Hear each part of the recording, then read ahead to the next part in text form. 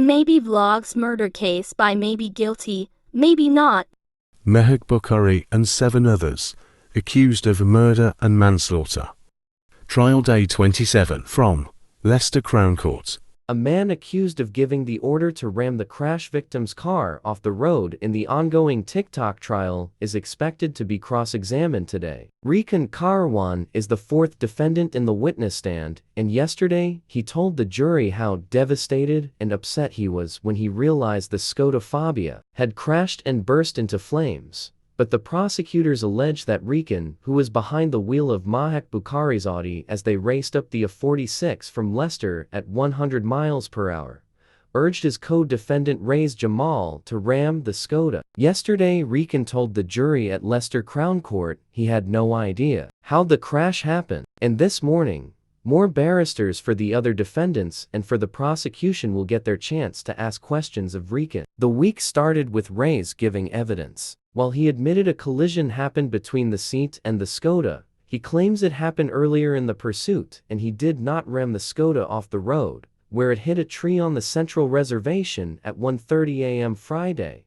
February 11, 2022. However, he admitted some degree of responsibility for the crash, which followed a meeting organized between Mahek, her mother Ansreen, and crash victim Saqib Hussain, who was Ansreen's former lover. Mahek and Ansreen went to meet Saqib, and the other 6 defendants accompanied them to Tesco. In Hamilton, Leicester, Saqib, being driven by his friend Hashim Ijazuddin, fled but was pursued by the 8 defendants in their 2 cars. Another co-accused in the murder trial involving TikTok influencer Mahek Bukhari has denied there was an ambush. Mohammed Patel, from Leicester, claimed he and his fellow defendants had only gone to chat with the victims in the minutes before the fatal crash on the A46. Patel, 22, acknowledged he was at the scene of both the collision and the prior meet-up with Saqib Hussain and Hashim Ijazuddin at the Tesco store in Hamilton. However, he denies there was ever intent to harm or ambush the 2 men,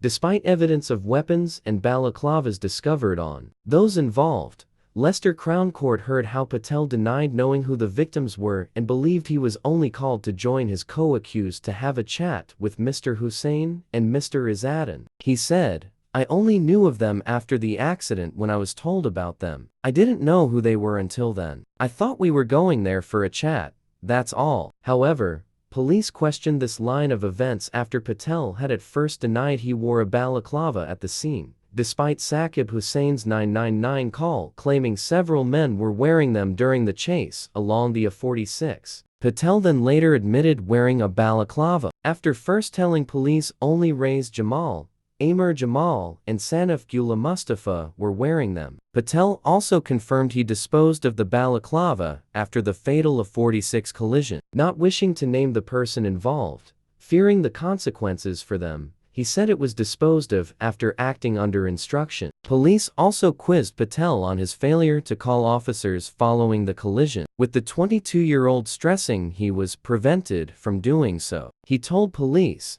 "I wanted to go. I really did. Everything I have told you is the truth." Today, the case will continue with Rikan Karwan taking the stand and continuing from yesterday. All 8 deny murder and manslaughter charges. They maintain it was an accident. Today's proceedings and updates are next up. Please read on for the latest. Thank you.